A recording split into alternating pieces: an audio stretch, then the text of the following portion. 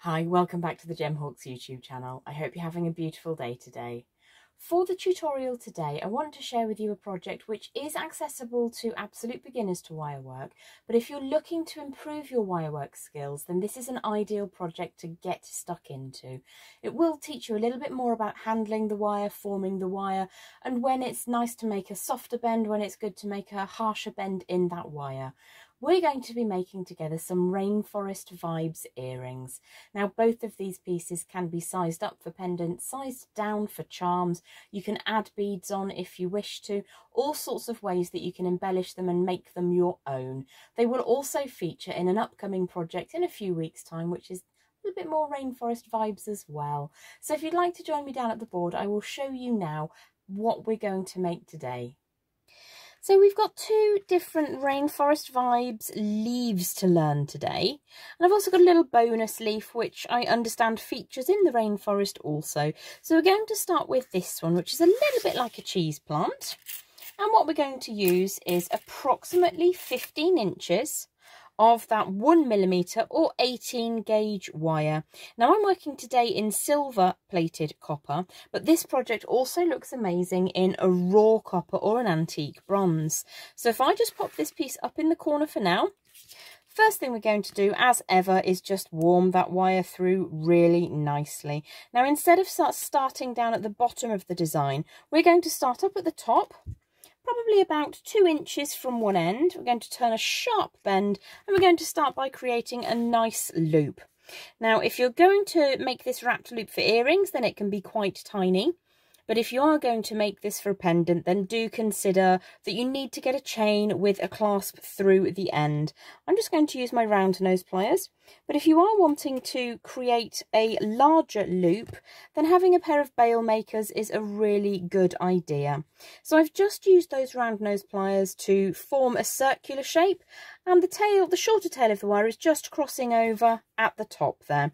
So I'm going to grip that really firmly now, take the tail all the way around and just get that to spin in a nice tight coil all the way along the neck of the piece. Now to begin with, because we warmed the wire, that moves nice and freely, but the last few moments might require a second pair of pliers. So any flat facing pliers will do, and you're looking to grip that circular form only where there's one section of wire. Don't grip it where that's actually crossing over. I'm just going to draw the wire down slightly so it doesn't clip onto the ring light that's putting light down on the camera right now.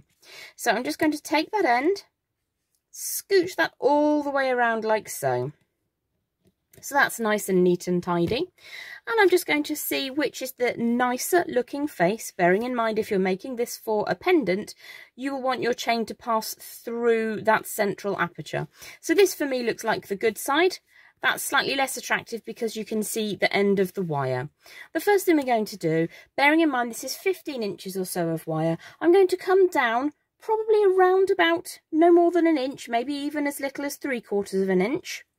And what I'm going to do is grip that in the orientation that I want to see it. So we've got the neat side of that wrapped loop. And I'm going to put a very sharp bend down at the bottom, draw that tail of wire up and back on itself. So what I want to do here is to have this completely closed up. I don't want any space between those two sections of wire. So I'm going to very, very gently, as you can see, what the wire will want to do is stack one on top of the other. So one of the techniques for stopping this from happening is to grip those two side-by-side sections, take the loop quite close to the box joint of your pliers, and just very, very gently, small movements at a time, draw that together until you get a really neat pair of rail tracks side by side. So as you come back up, you may find that that twists slightly and you have an opportunity just to give that a little bit of an adjustment. So coming back towards the circuits that we made at the top, I'm going to bring my pliers in just at the top here where that hasn't closed up. You can draw that apart slightly if you need to. And what I'm going to do is put a really lovely bouncy kind of circular form up on the top on the left shoulder of the design. So once I've got that movement going, I can make sure that I'm happy with the orientation of my loop and that I bring those two side-by-side sections together really closely at the top. So we've got a nice bouncy shoulder coming over the top like so. And what we're going to do is allow that to come out at an angle. We don't want it coming straight down just yet. I am now going to move this through 45 degrees because it's easier for me to grip hold of. You can see that the shoulder has come over the top and it's a really nice, lovely curve coming down. And I'm going to draw that wire back on itself. I actually don't want this to be too sharp. We've got a very sharp bend here. This is much more of a soft bend. I'm going to come underneath with my bent chain nose pliers, grip that really firmly and take the wire back out in the direction it came. Now I don't want to close this up completely, so although we do have that hairpin racetrack effect, I'm just going to give that some quite gentle squeezes just to close that up slightly, but it's not completely closed up like our first. This is the main vein of the leaf. And these are parts where the leaf is, I believe the term is bifurcated, but I'm not a botanist, so who knows. Next thing I'm going to do is bring my bent chain nose pliers again underneath, and I'm going to push a soft-ish right angle bend down. And what I want to do here is have a nice curvature coming around. And then we're going to add in another section coming back towards the main vein of the leaf. What I might do is just make this slightly curvier, like so, and bring that in at a slightly sharper angle coming back up to the top of the design. So I'm going to grip hold again of that tail of wire and draw that back on itself. Again, squeezing this gently, and I'm going to keep those two approximately the same kind of dimension. So they're not closed up, but they are nice and neatly in channels. Now, what you'll notice on one side of my leaf, I've got 3 little inlets, and on the other side, I've got 2. And I just like that as a design aesthetic. You could make it completely symmetrical if you wanted to. I've got another example here. Slightly different formation, but the very, very similar technique. So you can play around with this to your heart's content. So my pliers have come up from underneath, and I'm going to now come down a little bit. Come very, very short distance this time. Bring the pliers back up underneath and make quite a short inlet on this occasion. Draw the wire back outside. Whoop, there it goes. Quite a feisty leaf, this one. Need to make sure that the design is always kept in 2 dimensions. Give that a bit of a squeeze like so. And then coming up from underneath, we're now going to form the tip or the end of the leaf. I'm just going to draw everything together, make sure that I'm happy with how that's all looking. And what I want to do now is put a bend at the bottom to reflect as if it was a continuance of the main vein of the leaf. Now for me to show you that, it's probably easier if I flip hands. Draw that back up and on itself. And on the second side, I'm going to make a shallower side. You can make them perfectly equal if you want to. And on the second side, which is the right-hand side, I'm only going to have 2 little inlets. So I'm going to come up past where the third one, or the lowest one, is on the left-hand side. What I'm going to do is bring that back in towards the vein. I'm going to make this quite a long one so that it almost touches that central vein. Draw that back all the way around and just very, very gently tighten that up slightly. Now, of course, nature is wonderful and there are so many different leaves. All that I did was I went to my favourite search engine and I had a look for rainforest leaves. So you can absolutely make this your own, and just using the similar techniques, you can come up with a lot of different leaf designs. So I'm going to push this back up now. Put a little bit of a curvature as this is the central section. And then come back up underneath with those bent chain nose pliers. Draw that back towards the middle. And then I'm going to flip those over, push the wire so that it goes back out towards the margin, towards the outer margin rather. And for me, it's easier to just flip this around so that I can hold that appropriately and push the last little bit of the right hand shoulder of that leaf into position. Now you can open these out a little bit if you want to. You can close them up a little bit if you want to. It's entirely up to you. Now this is very, very loosely based on what we commonly know as a cheese plant, but it could be almost any jungle or rainforest leaf. And as I say, it's very, very loosely based because there's no holes in mine.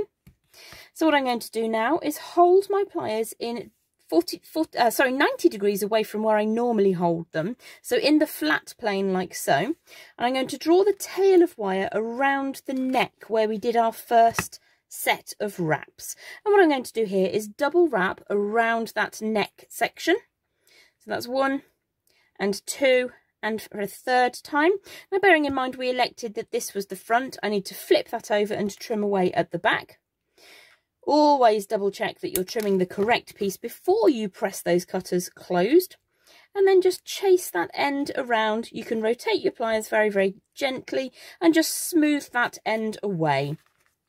So there's our first half. These are going to be asymmetric earrings today, but as I say, you can make these as a fun and funky set of charms, make them as much larger as individual pendants. I'll show you now how to make the second leaf, for which I don't know the name. So let's pop these ones out of the way for now, and we're going to make our second leaf now. Now I couldn't find out what this one was called, and it's not exactly a botanical representation, but I am going to work again with 1mm or 18 gauge wire. I'm using silver plated copper today.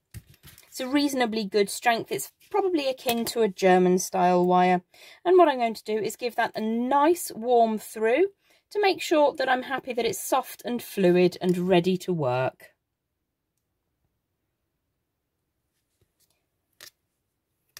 There we go, all good and proper. So we are going to start again with a wrapped loop, so probably 1.5 inches from the top. I'm going to put a nice right angle bend just like so. Because I'm working with a longer length of wire, this section wants to get in on the action and get trapped in things. So I'm going to pop in my round nose pliers and I'm going to turn half a loop like so. This is my preferred way for making a good round wrapped loop. Taking that second manoeuvre is pulling the wire around, and it is key that you give that a nice warm to begin with. It just makes everything a little bit more fluid. So again, I'm just going to scooch this around really quite quickly now, and what I would probably do is check that I'm getting the same number of coils on this as on the first one, because although the leaves are going to be on opposite sides of your head, it's nice to show, especially if you're making to sell, that you are having a little bit of attention to detail. So there's a tiny segment to trim away, just to make sure that these are of a similar size in terms of those coils as your first piece. So with this one, instead of starting with the central vein, we're going to warm that wire.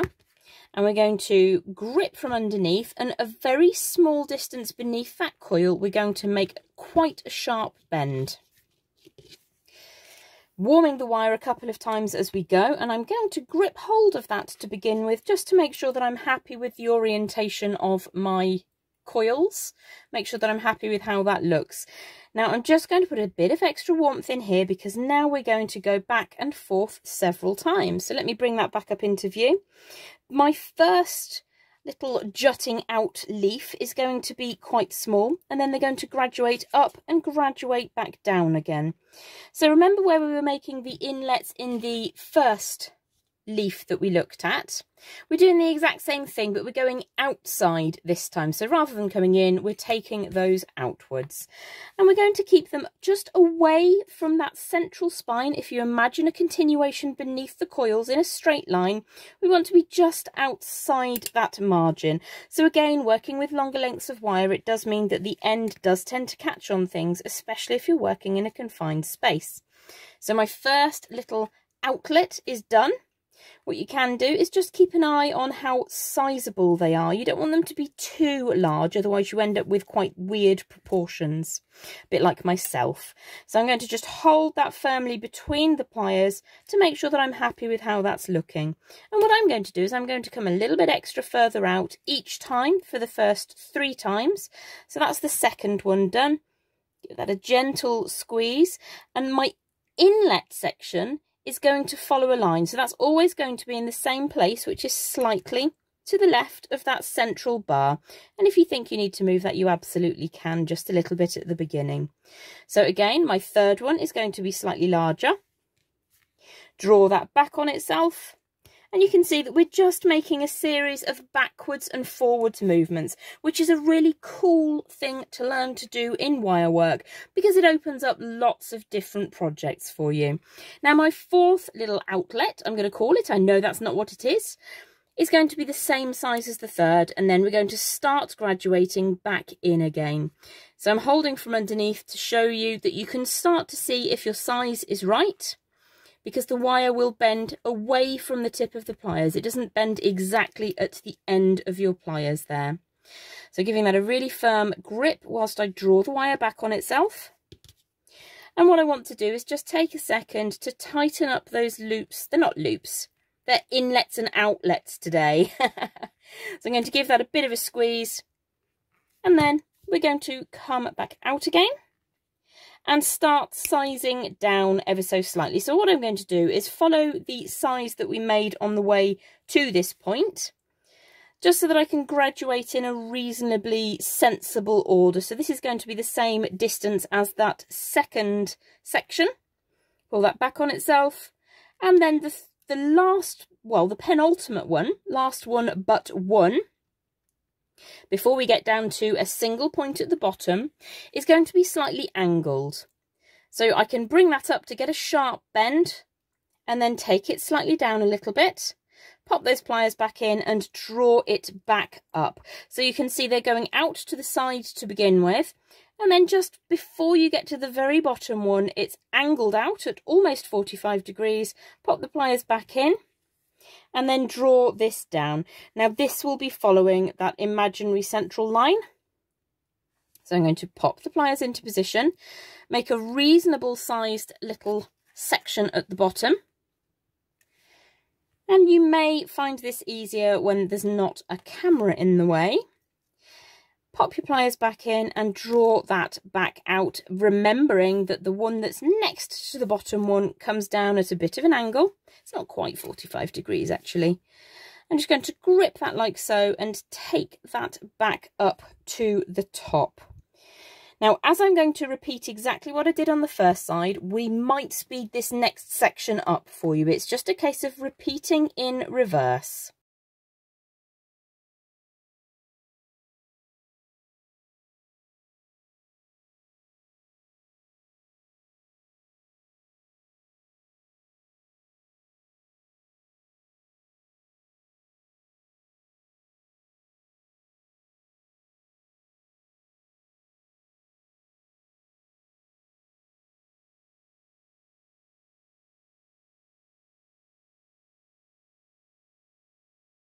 So that you can see that what I need to do just at the top here is get everything straightened up. You can take a little bit more time than I have today to make that symmetrical, but I'm just going to line those up so that they are reasonably similar size-wise.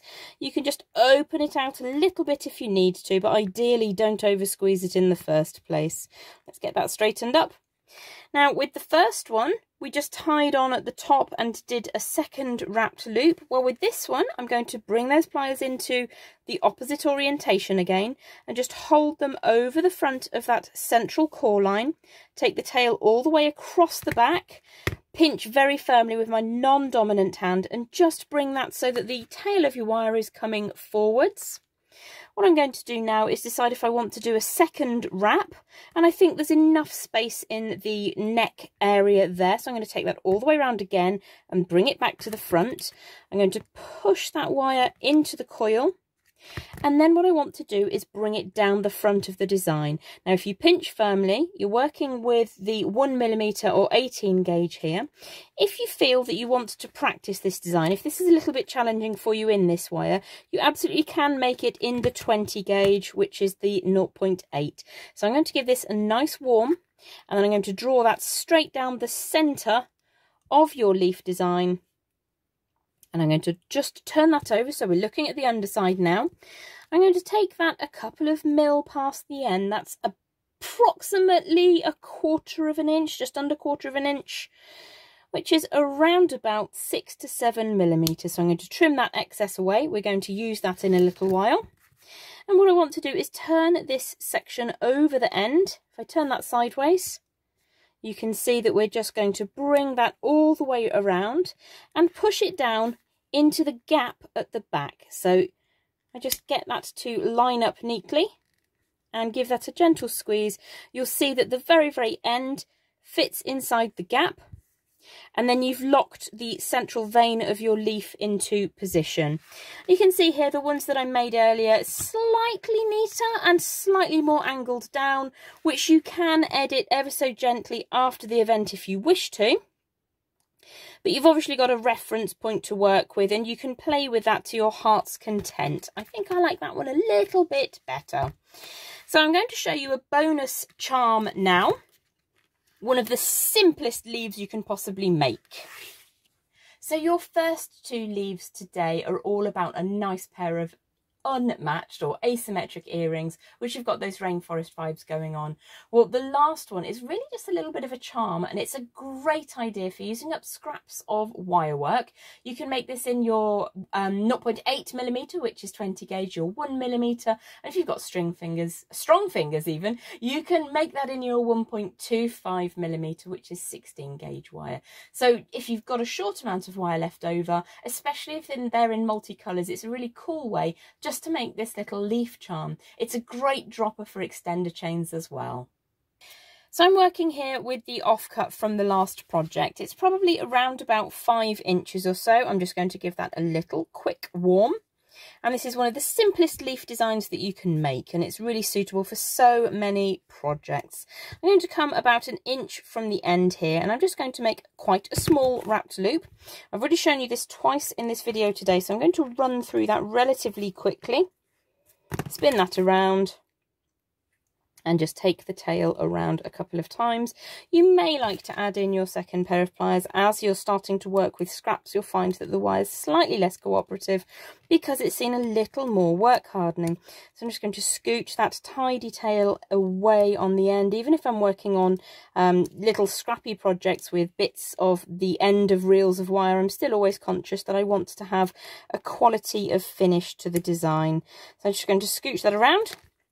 We're going to decide which is front. This is front, and what I'm going to do is hold my pliers like so, draw the wire away at an angle, and now I'm going to apply some extra warmth just here, and it really is key to getting your wire to do what you want, really. I'm going to put a little bulge at the top, and then a very, very gentle flourish in the opposite direction down at the bottom. There's no central vein on this. It's literally the simplest leaf going, and you don't need much wire at all. I am going to pinch the very, very bottom of that leaf like so. And then as I come back up the other way, I've also used this design as little feathers on Dreamcatcher inspired work as well. It's super cool, and as I say, it doesn't use much wire. So once you've got that symmetrically set up, I'm going to come in the opposite direction that I normally do, so 90 degrees away.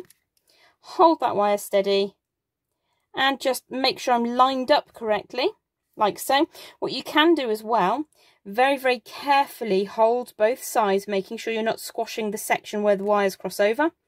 Take that tail all the way around. You might need, as I say, it's scrap wire, so you might need to give that a little bit more coercion than normal. And just fill up the gap in the neck of the design with your tail of wire. So I'm just going to run that all the way around.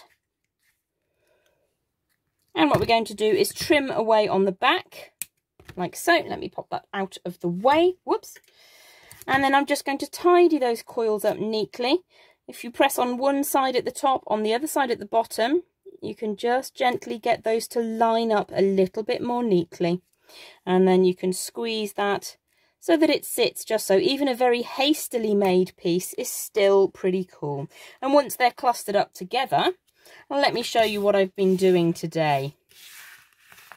I've been making leaves. So these are all quite similar to what we've been looking at. Here's a cute little design which uses barely 1.5 inches of wire.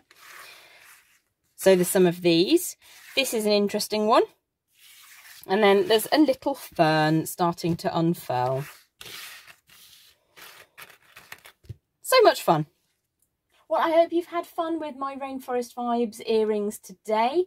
Do keep an eye out, because in a couple of weeks' time we'll be looking for this project to add into a future project.